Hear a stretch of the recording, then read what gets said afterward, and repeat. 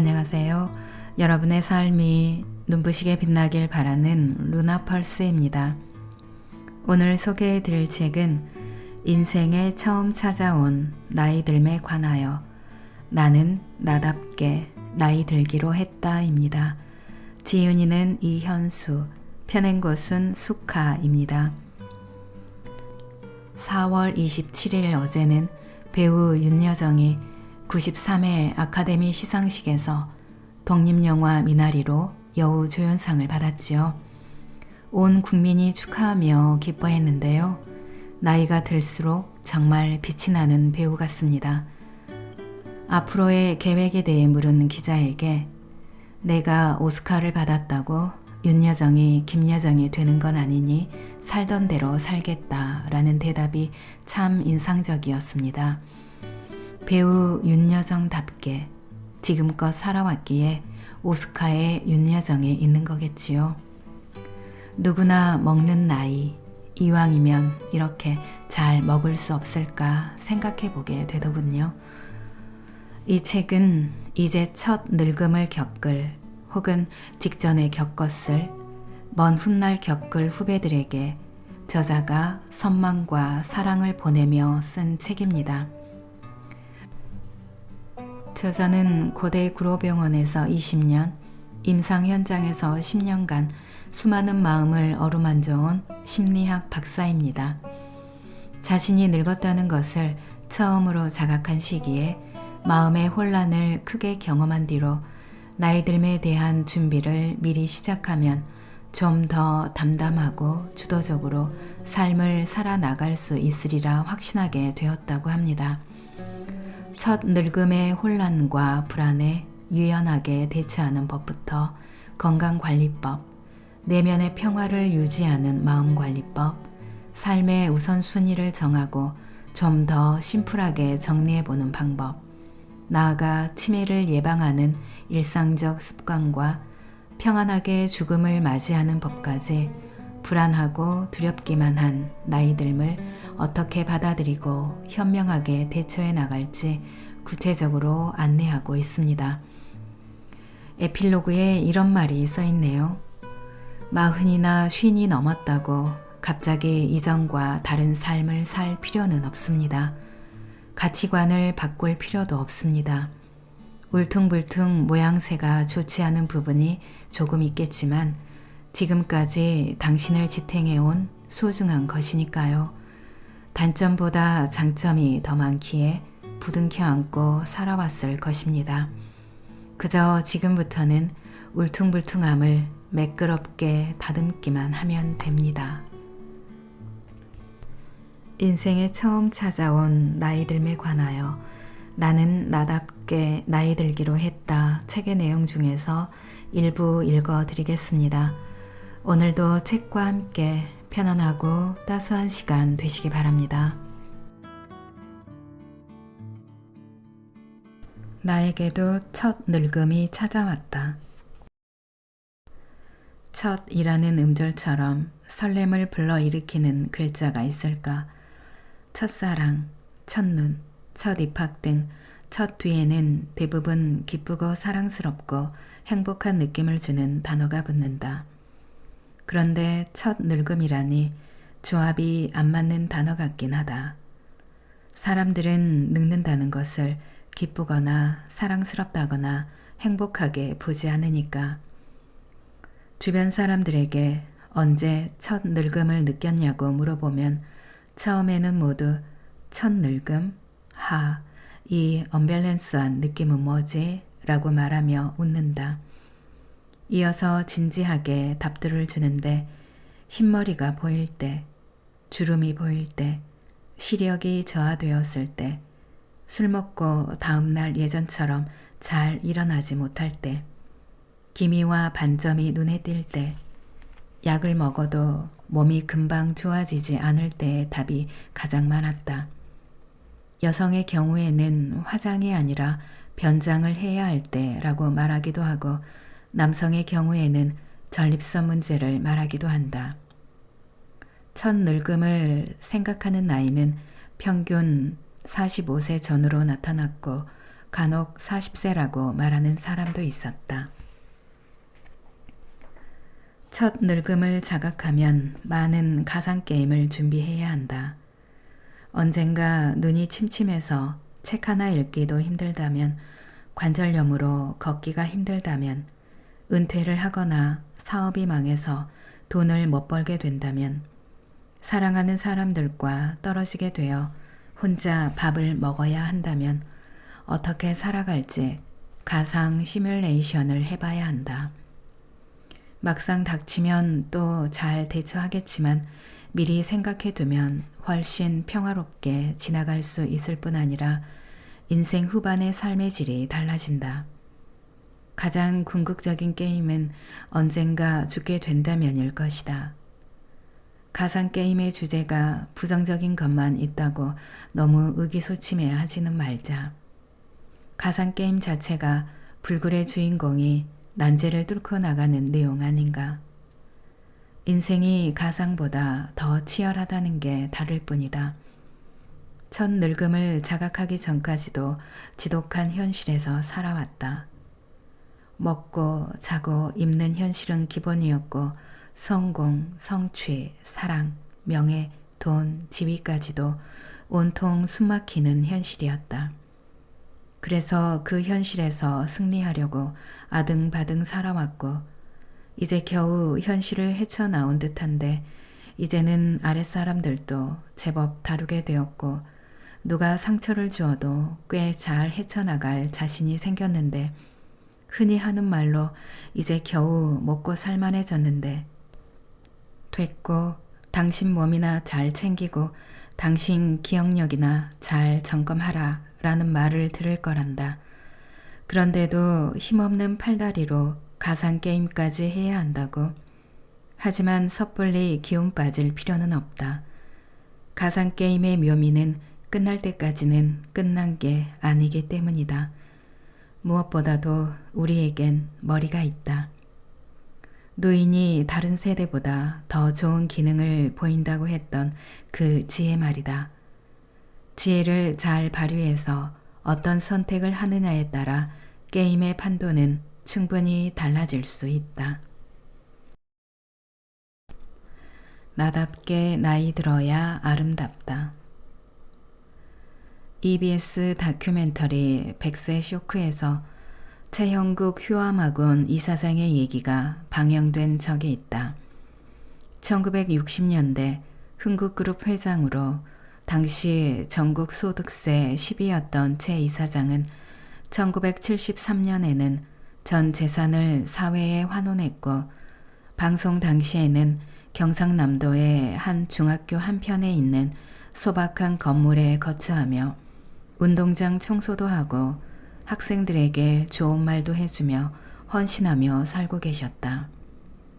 방송 중 이분은 이런 말을 하셨다. 노인은 반드시 평화로워야 해요. 특별한 언행도 필요 없이 그저 평화롭게 지내는 것만으로도 충분히 사회에 주는 것이라는 생각이 들 정도로 깊은 울림을 주는 말씀이었다. 이분이 고래 등 같은 집에 살면서 평화를 말씀하셨다면 마음에 와닿지 않았을 것이다. 침대 하나 있는 작은 방에서 작은 전등 하나 켜서 책을 읽고 계셨는데 게다가 암 투병 중이라고도 하셨는데 그저 평화로워 보였다. 우리가 더 나이 들어 자식이나 손주에게 밥을 차려주지도 돈을 주지도 못한다 해도 평화롭게 지낸다면 그들은 우리 곁에 자주 오고 싶어 할 것 같다. 평화로운 존재 옆에 잠시 누워 세상에 부대껴 너덜너덜해진 마음을 추스르려 할 것이다. 권위를 내려놓고 효를 내세워 겁주지 말고 신세 타령하지 말고 세상에 평화를 주자. 젊은 세대들에게 가장 없는 것이 평화일 것이므로. 삶의 플러스 셈과 마이너스 셈을 점검하자. 마이너스 셈을 해봐야 하는 것에는 돈만 있는 게 아니다. 내 외모에서 그나마 봐줄 만한 것들도 하나씩 사라지고 관계도 조금씩 소원해진다. 무엇보다도 건강이 새기 시작한다. 따라서 마이너스 셈의 라인에 있는 것들에서 가장 우선적으로 신경 써야 할 부분이 무엇인지 따져볼 필요가 있다. 허핑턴 포스트 미디어 그룹의 회장이자 편집장인 아리아나 허핑턴은 60대 후반에서야 마이너스 셈을 시작했던 것 같다. 2007년에 일을 하던 중 서재 책상에 머리를 부딪히고 쓰러졌다가 피 웅덩이 속에서 정신을 차린 후 자신의 삶을 되돌아보며 성공이 어떤 의미인지 다시 생각해보는 큰 전환점을 맞았다고 한다. 그전에는 일주일 내내 하루 18시간 이상씩 일을 했지만 사고 이후부터는 웰빙의 중요성을 깨달아 하루에 7시간에서 9시간씩 자고 2011년에는 허핑턴 포스트를 매각까지 했다. 이렇듯 그녀는 늙음을 자각한 후 업무 시간과 경제적 자산을 자신의 삶에서 빼기 시작했지만 오히려 2011년 타임의 세계에서 가장 영향력 있는 백인으로 선정되고 이후 베스트셀러인 제3의 성공을 낼 정도로 영향력은 더 커졌다. 책의 제목만 들어도 제1, 제2의 성공에 해당하는 돈이나 명예가 아닌 자신만의 삶의 가치를 중시하는 내용이라는 걸 알 수 있으며 실제로 그녀는 지금 아무리 바빠도 매일 명상과 요가 시간을 빠뜨리지 않는다고 한다. 허핑턴은 마이너스 셈을 한다고 해서 결코 전체 삶이 마이너스가 되는 것이 아님을 잘 보여준다. 또한 나이 들었다고 마이너스 3만 있는 것도 아니다. 오히려 어떤 사람들은 그동안 이런저런 이유로 삶에 더하지 못해왔던 것을 과감히 시도하기도 한다. 죽을 때 갖고 가지 못할 돈 마음껏 쓰고 가겠다며 버킷리스트 1위였던 세계 여행을 떠나는 사람도 보았다. 첫 늙음을 자각하면 마이너스 셈을 많이 할지 미루어 놓았던 플러스 셈을 시도할지 결정해야 한다는 것만 기억하자. 그래도 마치 사만사원의 기온 변화처럼 4일은 그러려니 하는 초연함과 온유함을 보이다가 3일은 속상할 것이며 때로는 술 한 잔 먹지 않고도 몇 시간이나 푸념을 늘어놓을 정도로 마음 둘 데가 없을 것이다. 하지만 서서히 차분해지고 자신이 진정으로 소중해하고 원했던 것을 찾아나게 될 것이다. 심리적 적금 들기. 마이너스 셈을 하면서 지금 가진 것이 없어질 때를 생각해보라. 그때 무엇을 할지 생각해보라. 그 무엇이 당신이 진정으로 소중히 하는 것이니 지금부터 심리적 적금을 들라. 각자 찾은 사람, 책, 음악, 요리, 반려동물 등을 더욱 소중히 대하고 애정을 쏟으라는 뜻이다. 당신의 무엇이 사람이라면 그와의 관계를 감사하고 더욱 공을 들이면 되며 다른 것들에 대해서도 마찬가지다. 세포 운동시키기. 운동이 좋다는 것을 모르는 사람은 없을 테니 과학적 설명을 더 들을 필요도 없이 그냥 바로 하는 게 맞다. 늙어서는 자식 얼굴은 자주 못 보더라도 운동화는 매일 보고 신어주어야 한다. 늙으면 자식보다 근육이 믿을만 하다는 말을 누가 했는지는 몰라도 참으로 진리다. 유난히 운동하기 싫을 때는 블랙번의 말을 떠올려보자. 세포를 운동시켜라. 운동하기 싫더라도 몸을 움직일 때 세포들이 건강하게 활성화되고 심지어 웃는 모습을 떠올리면 기어코 운동화를 신게 된다. 세포를 운동시킨다는 것은 말 그대로 운동을 해서 세포를 튼튼하게 한다는 뜻으로 운동을 하면 염증 유발 물질인 사이토카인의 농도가 저하되어 면역계를 튼튼하게 해줌으로써 세포의 기능을 높인다. 또한 운동은 산화 스트레스를 줄이고 텔로머라즈의 길이를 늘린다. 앞에서 언급했던 데이비드 A. 싱클레어는 운동과 텔로머라즈의 관련성을 좀 더 알기 쉽게 설명한 바 있다. 노화에 관심 있는 사람들이라면 서투인 등의 장수 유전자에 대해 한 번쯤 들어봤을 텐데 싱클레어는 장수 유전자들이 우리가 운동할 때 활성화되며 이 유전자들 중 상당수가 텔로미어를 연장시키고 세포에 산소를 전달하는 새 모세혈관을 형성하며 미토콘드리아의 활성을 강화한다고 말했다. 그런데 운동이 또 묘한 게 막상 하면 나름의 사이클로 들어가면서 재미있다. 하면 하게 되는데 그 전에 거부감이 실행을 막는 가장 큰 장애물이다. 뱃살 빼기니 체중 감소니 하며 외모에 운동의 가치를 두면 목표 달성이 요원하고 요요 현상이 생기면 자기 환멸이 일어나기도 한다. 하지만 세포 운동시키기로 목표를 설정하면 그리 거부감이 없다. 심지어 하루 15분만 운동해도 사망률이 45% 줄어들고 하루에 적절한 정도로 10분만 뛰어도 수명이 몇 년 더 늘어난다는 반가운 연구들도 속속 보고되고 있다. 15분만 하자고 마음먹고 일단 나가보자. 그 다음은 15분만 하고 돌아오는 게 더 어렵지 않던가. 흥미로운 것은 운동하기 싫다는 게 사실은 맞다는 것이다. 싱클레어는 장수 유전자들을 자극하는 것이 약간의 역경이나 스트레스 상황에 놓였을 때인데 운동이 그런 상황을 만든다고 말한다. 우리가 스트레스로 여기는 운동을 세포 또한 스트레스로 여기는데 오히려 그런 상태에서 세포가 더 활성화되고 건강해지는 아이러니한 일이 몸 안에서 일어난다는 것이다. 알고 보니 입을 밖은 위험해가 맞았다.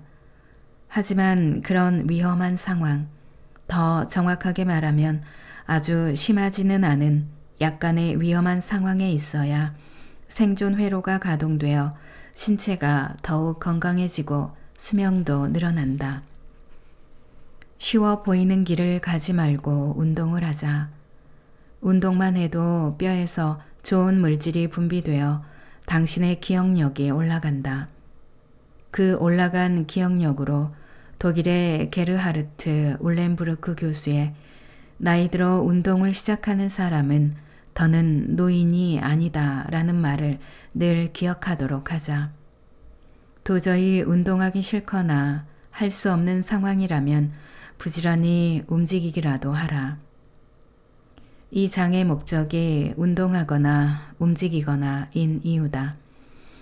운동하기 싫으면 그냥 걸으라. 산책하라. 그냥 돌아다니라. 집안일을 하라. 운동이 가장 좋다는 것만 알도록 하자. 하지만 동네 공원이든 시장이든 하다못해 깨끗하고 넓은 쇼핑몰을 돌아다니기만 해도 세포는 활발하게 움직인다. 노인들이 그토록 무서워하는 골다공증이 걸리지 않도록 뼈의 질량도 높아진다. 심리학자들은 늘 다른 연구자들의 연구에 빚을 지고 있지만 그 중에서도 정말 많은 감사를 불러일으킨 연구가 있다.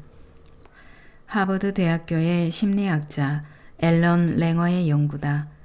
랭어 교수는 과체중이고 배가 나와 있으며 혈압도 높은 호텔 청소부 84명을 면담했는데 그들은 모두 너무 바빠서 운동할 시간이 없다고 하소연했다. 그녀는 이들 중 절반을 따로 불러 15분 동안 시트를 갈면 40칼로리가 빠지고 또 15분 동안 진공 청소기를 돌리면 50칼로리가 빠진다는 식의 설명을 하면서 하루에 15개의 방을 청소하면 2시간 30분 동안 운동하는 것과 똑같다고 일러주었다. 그리고 나서 한 달 후 다시 그들을 만났다. 설명을 들은 42명은 따로 운동을 하지 않았는데도 건강검진 결과 배가 쏙 들어가고 혈압도 떨어졌다. 랭어의 연구는 긍정적인 마음가짐의 효과를 입증한 것으로 많이 거론되지만 일상적인 움직임이 실제로 운동 효과가 있다는 것도 잘 보여준 것이라고 생각한다. 종합 선물 세트 받기.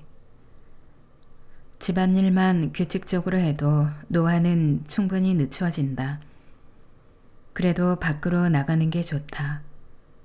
앞에서 운동을 하면 몸만 움직이는 게 아니라 세포도 움직이게 하는 거라고 했는데 세포는 자신을 담고 있는 신체의 활동 외에 햇빛과 산소를 좋아한다. 집안에는 해가 없고 산소 또한 이것저것과 많이 섞여 있다. 개인적으로 노인들이 헬스클럽의 러닝머신에서 운동하는 것을 추천하지 않는다. 빠르거나 리드미컬한 속도를 이기지 못하고 미끄러져 큰 찰과상을 입거나 심지어 골절되는 사람도 많이 보았다. 실내 공기의 탁함은 말할 것도 없다. 밖에 나가서 유유자적 산책하는 것만으로도 혜택이 크다는 연구를 나는 매일 접하기 때문에 굳이 언급할 필요성조차 못 느끼겠다. 매일 20분의 산책만으로도 뇌졸중 위험이 57% 줄어든다고 한다. 밖에서 운동하거나 돌아다니는 것이 건강에 더 좋은 이유는 바뀌기 때문에, 즉 자연을 접하게 되기 때문이다. 수술받은 환자들이 병실 창문 밖에 나무가 있을 때 더 빨리 낫는다든지, 밖을 내다볼 수 있는 큰 창문이 있는 교실에서 공부한 아이들이 창문 없는 교실에 있는 아이들보다 성적도 좋고 정서도 안정적이라는 많은 연구에서 알 수 있듯이 자연은 자체 치유 효과가 엄청나다. 그 중에서도 밖으로 나갈 때 얻을 수 있는 최고의 혜택은 햇빛이다. 햇빛은 인체에 너무도 중요한 세로토닌과 비타민 D 생성에 관여한다. 세로토닌은 우울증 예방에, 비타민 D는 골다공증 예방과 각종 염증의 감소에 핵심적인 물질이다. 그런데 비타민 D는 세로토닌 합성에도 관여하여 우울증도 예방한다.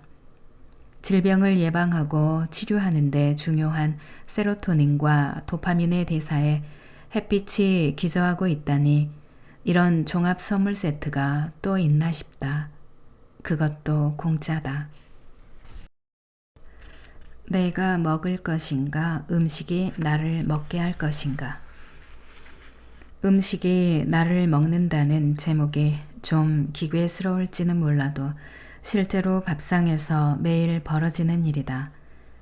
맛도 좋고 몸에도 좋다고 생각하는 것을 내가 분명히 먹었지만 그것이 되려 내 몸을 갉아먹는 때가 있기 때문이다. 영양 전문가도 아니면서 음식에 대한 얘기를 하려는 것은 건강한 노화에 음식이 미치는 영향이 너무도 크기 때문이다. 여기서는 무엇을 먹어야 좋을까의 측면보다는 무엇을 조심해야 할까의 측면에서, 그리고 음식의 좋은 점만 부각시키고 싶은 판매자의 입장이 아니라 나쁜 점도 알고 있어야 하는 구매자의 입장에 초점을 맞추려 한다. 음식의 안전성에 대한 논박을 계속 봐오면서 나름대로 중요하다고 생각하는 점들이 분명히 있다. 내가 정리한 것을 신호등의 비유에 요약해 본다면 채식 위주의 식단과 소식이 파란불이며 지방은 좋은 지방만 파란불이다. 탄수화물은 빨간불이고 단백질은 노란불이다. 영양에 대한 논박이 계속되겠지만 일단은 어떤 식품을 먹을 때마다 신호등 불빛을 떠올려 보면 좋겠다. 후생유전학의 생활화와 관련하여 앞장에서 다루었던 운동은 개인의 선호가 있지만 먹는 것은 선호가 아닌 필수적인 일이므로 한층 관심을 기울일 필요가 있다. 탄수화물, 지방, 단백질의 위해성들에는 공통점이 있다. 탄수화물은 들러붙는다. 지방은 달라붙는다.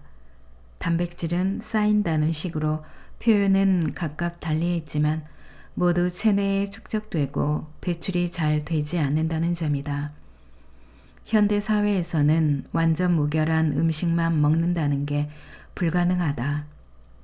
그렇다면 차선은 최대한 배출을 잘해야 한다. 완전 식품을 먹는다 해도 소화 과정에서 불가피하게 산화 과정이 일어나니 그렇지 않은 식품을 많이 먹을 수밖에 없는 환경에서 배출의 중요성은 더욱 크다. 몸을 성으로 비유했을 때 성을 사수하기 위해 해야 할 일은 크게 두 가지다. 하나는 청소할 것이 많지 않도록 하는 것, 또 하나는 면역군이 자기 할 일을 잘하도록 여건을 만들어주는 것이다. 앞의 경우에 도움이 되는 것이 식물식과 소식이고 뒤의 경우를 지원하는 것이 장내 유익균 증진인데 굳이 구분할 필요는 없다. 이 모두는 서로 맞물려 호혜적 효과를 낳기 때문이다. 식물식을 먹으면 익힌 육식에는 없는 천연 효소를 섭취할 수 있다는 것 또한 중요한 부분이다. 야채와 과일 등의 식물식은 질병으로 힘들어하는 인류에게 남겨진 마지막 보루라는 생각이 든다. 특히 해독면에서 탁월하다. 그렇다고 식물을 만만하게 봐서는 안 된다. 모든 식물식이 안전하지는 않기 때문이다. 두 번째로 할 얘기는 소식에 관한 것이다. 현대사회에서 쉬운 일은 아니겠지만 7시 전에 저녁 식사를 마치고 이후에는 물 외에는 아무것도 먹지 않는다면 다음날 아침 식사를 7시에서 9시에 한다고 했을 때 12시간에서 14시간의 단식 시간을 갖게 되는 셈이다. 간헐적 단식을 주장하는 전문가들이 제안하는 16시간의 브레이크 타임에 맞먹는 시간이다. 그저 저녁을 일찍 먹고 야식을 안 먹는 것만으로도 엄청난 건강의 혜택을 누리게 된다.